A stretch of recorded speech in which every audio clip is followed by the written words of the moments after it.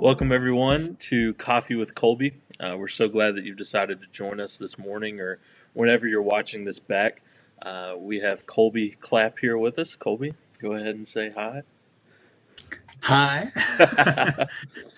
Probably the most awkward part about doing these is we're not in person. And man, I think each week I get more excited for that to actually be the case for us to be together and do these Coffee with Colbys, man.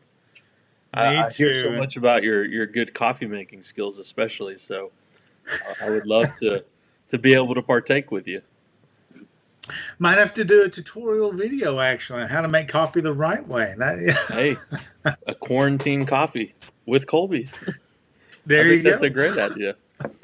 We might have to work on Next that. week. Be on the lookout Next for week that we'll one. get a how-to of proper coffee making. And Awesome. I've heard Gerald is pretty much a stickler too, so might have to get He him is on that too. indeed. He is You indeed. compare notes.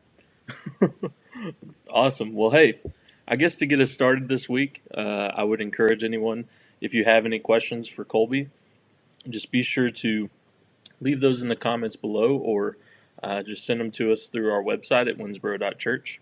You can find a link there for Coffee with Colby, and you can be sure to message us anytime, and we'd be able to get those to Colby here on the show. So, first things first, Colby, I got to ask you, Okay. what was your first car? And what has been your history with cars, I guess you could say, because I know the first one's not always the one that you have forever by any means, but what's been your No, well, history I with would cars? say your car history changes when you have 6 kids. I mean, That's an actually, understatement, huh? our current your life is strange because when the church got a new church van a couple of years ago, and we got it, and I drove it the first time, I'm like, this is nice. And I had church van envy. Not many people have church van envy. So we actually went out and found one a lot like it and bought it. And it's one of those new Ford Transits. That's what we have Yeah, now. And they're pretty nice absolutely. vans. And like that's saying something. Maybe that's the depths I've sunk to, that where I don't want a Ferrari or a Corvette or something. It's like, Right. ooh, that's a nice looking church van. So, Practicality. I like but it. my first car, my first car was actually a '79 Ford 3/4 ton F-250 is what it was, and it was an F-250 Ranger. They called all their truck lines, I think, Rangers back in the late '70s, and it was rough around the edges, but Mm-hmm. it was big and bulky. Had a big 460 engine. For those of you who know what that is, it's one of the biggest Ford makes. So as my brother told me, it would get 10 miles per gallon not pulling a house, and it would get 10 miles a gallon not pulling a house. Well, it didn't matter, but you could hook up a house to it if you wanted to. Right. And it had the guy before me had put these Man. big oversized tires just on the back. It wasn't 4-wheel drive, but he put big tires on the back.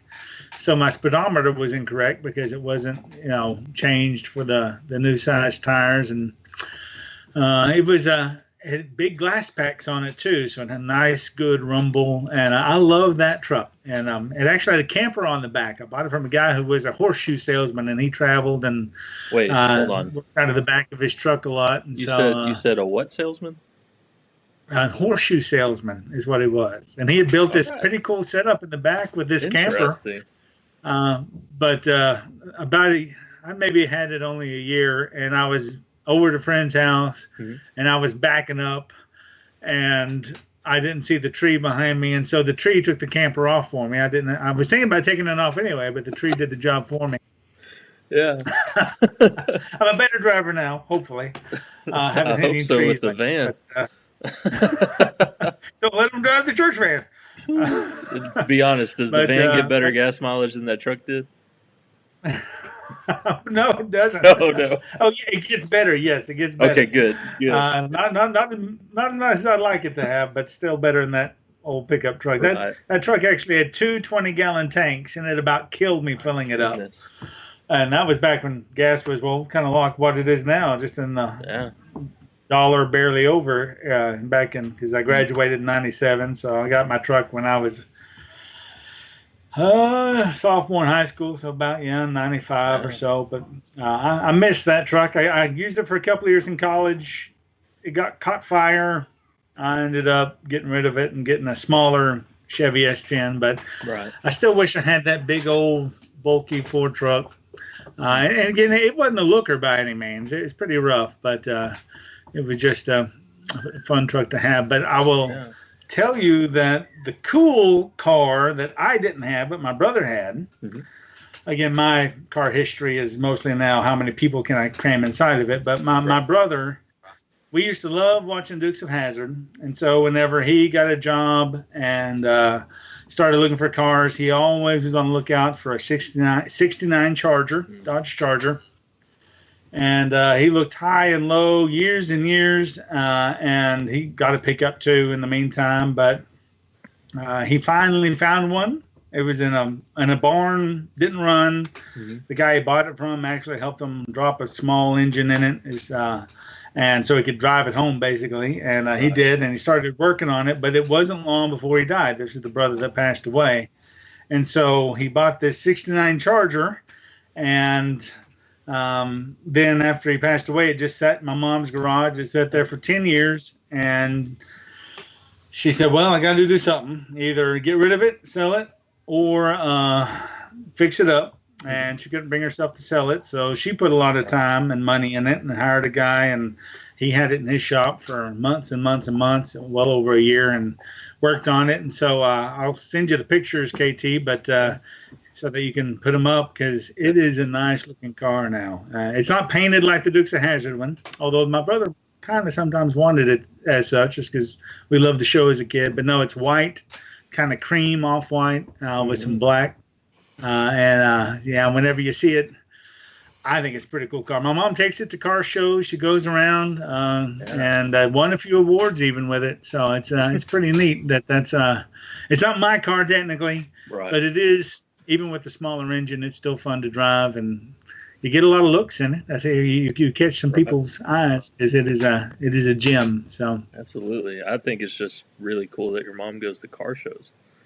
that is a pretty cool thing. My That's pretty cool. 75-year-old mother Absolutely. takes her car to car shows and chats with all these, gearheads, and she doesn't always know what they're talking about because she's not super into it. But she's had some offers on that car, actually. Really? When my brother he had not had it a couple of weeks, and it was still in pretty bad shape. I mean, rust everywhere. Right. And he eventually, primed it down and fixed quite a bit of it, but then it sat in the garage for 10 years and got bad again. But anyway, it was still in really bad shape, and he was sitting, at a stoplight and actually died on him. But a person came up beside him and said, I'll give you $10,000 for that car right now. He only paid $4,000 for it, but he said, not a chance. Yeah. I'll be honest, I probably would have sold it. His money right then and there. More than doubled it, but that was his dream car, and he had searched for years for it. Absolutely. But now we get to kind of use it in his memory, and that's pretty cool. We enjoy our time. I usually drive it every time I'm home. Just put a couple of kids in the back and go around the block once or twice, and it's a fun cool thing to relish in. So definitely, man. Well, cool. Well, I guess kind of on the same kind of lines as that. Every good minister has a good old church office, right? And I know that the one you'll be in up here I hope it's to your liking. We had some ladies actually redo it, and I think it looks awesome. Yeah, I saw the pictures of it. It looks really nice. That paint looks great and everything. It's got plenty of bookshelves and everything. And I guess I'm curious, maybe others might be curious, what's one of the coolest things, or one of the mainstays, I guess you could say, for your church office? What's something that you really like having in there, kind of as like maybe a talking point or something? Gotcha. Well, I packed up most of it, but actually one of the last things I took down out of the office here, and so KT did tell me what question he was going to ask, so I went and got it so I could show it to you. And so I need wall space in my office too, at least enough, because I have my favorite decoration, and if you've seen Star Wars, you will appreciate it. If you haven't, go ahead and pause the video and go watch all of those, please. Oh my goodness. Han Solo, frozen in carbonite. I hang them on like the back of the door. Is incredible. I love it. It's not 3D. Right. Yeah. Maybe one day I'll get a 3D with actually his face sticking out, Man, but it's a good quality print, so that is it's pretty awesome. incredible. I love it, dude. And so I'm showing you my nerd now. Hope that's okay. No, it's perfectly fine with me. and I love that, man. That's awesome. But I was actually, the reason I got that was my nephew was graduating high school, about to go to college, live in the dorm. And he's a Star Wars head too. Yes. And his favorite character is Boba Fett. I'm like, well, they sell those big cardboard cutouts of Boba Fett, just prop up over in the corner. Right. And I said, and I started looking online for him. And then he told me he didn't want one. I'm like, he broke my heart. But while I was looking for Boba Fett, I found that, and I told Lisa, I have to have that. Right. That's the most awesome cardboard, Yeah. full size thing I've ever seen, and I'll hang it on my wall and call it my favorite decoration. So that's how I got it. Yeah, that's so cool. I got quite a bit of Star Wars stuff. I actually got one more thing here I'll show you. Yeah. See, you got me all excited now. I'm talking about Star Wars. I love it.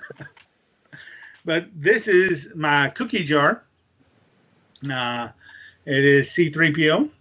Yeah. And I put like little candies or suckers in it. And so when the kids stop by my office or just I see them on Sundays, and right. I might grab a sucker for them to have. And sometimes awesome. I also got Star Wars Legos. Sometimes they come in and play with those. Or I just my kids on a Sunday, and sometimes other kids occasionally stop by too. Just right. Leave my door open. And anyway, I like C-3PO. It's pretty cool. It's a pretty neat little cookie jar to store stuff in. So I love that, man. If you were my preacher growing up, I'd be coming to see you every Sunday. I love. Well, I'll keep some suckers in here for you, okay, KT? Absolutely. And what kind you like? Can we make a rule when any kid comes and like thanks you for them, you tell them to thank the maker?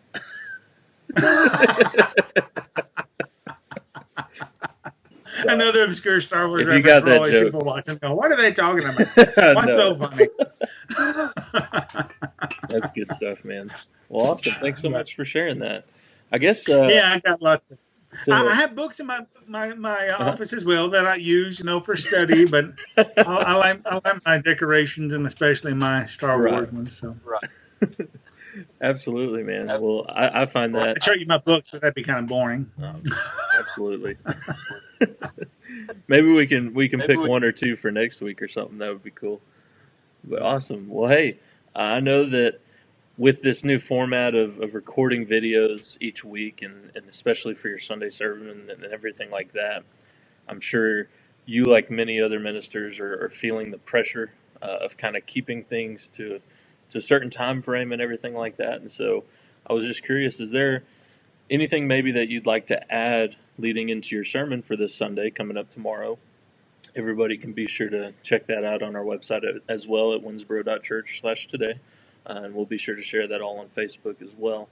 But is there anything that you just couldn't quite get to, didn't have time for, or maybe just anything cool that you'd want to add to your sermon that's coming up tomorrow? Yeah, I have recorded already, and it is a challenge all the time, but maybe even more so with pre-recording it to know what to try to put in or leave out. And here's a fair warning I will give you on behalf of every preacher: it could be a lot longer. Just so you know. If it feels like it's getting long, just know we've cut your stuff. Blessings. Absolutely. Even if it might be a 45-minute, excruciating, oh man, it's never going to end. Just know, he had 3 hours of material. You count yourself lucky. So. Do videos go that long? I try not to. Now, it is. I never like to go that long by any means, but no. This Sunday, actually, we're talking about Passover and its connection actually to Easter, but also Lord's Supper, and you'll see more about that tomorrow. But if you want to just go find a cool video that I watched and I think has some really neat stuff that a lot more than what my sermon gets into, go and maybe you can put up the link here, but it's from a group called Jews for Jesus. They're Jews who believe in Jesus as the Messiah. They're Messianic Jews. Yeah. And they still, hold on to aspects of their Jewish heritage, though. So they do things like Passover. And anyway, this particular video, he explains. Guy's name is David Brickner.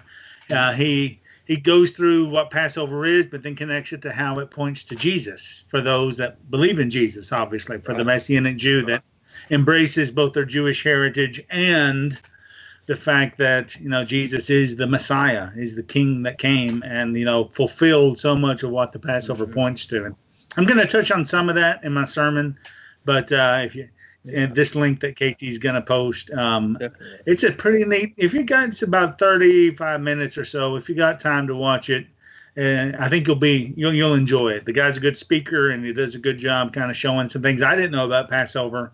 Right. But it is really cool. It points to Jesus in so many ways. So that's really cool. If you can get a chance, watch it. Definitely. I know that I've heard some of the stuff that maybe you've mentioned that he talks about, and I think that just adds to my faith, right? Like that just helps me see things in a different way and just have a deeper appreciation, I think, for all the things that we do regularly. So, man, that's awesome. Yeah. Right, I mean, we are. Well, I was just going to say we are New Testament Christians, but absolutely, I love digging into the Old Testament and that helps make the New Testament come alive. I think in so many ways, and this video kind of maybe help us do that. It's kind of we tap into our Jewish roots, and while we might not be Jews as Christians, we've got some Jewish roots that we can embrace and enjoy and learn from. And I enjoyed watching it myself. So check it out. Awesome. Well, Colby, thank you again so much. Thank you for sharing this time with me. Thank you to anybody watching. We really appreciate it. We'd love for you to let us know you're there by liking the video or commenting here on YouTube, or if you see this on Facebook. Leave a vague Star Wars reference. Yeah, absolutely. An obscure one, yeah. Yeah. If you like Star Wars, be sure to comment below. All right. Let us know. Let us know who our true friends are. Just kidding. But thank you again, Colby. We look forward to worshiping with everyone tomorrow. I look forward to your sermon and all the things we have planned going forward. So thank you again, and be sure to check back here next Saturday for more Coffee with Colby. Yeah, have a good one.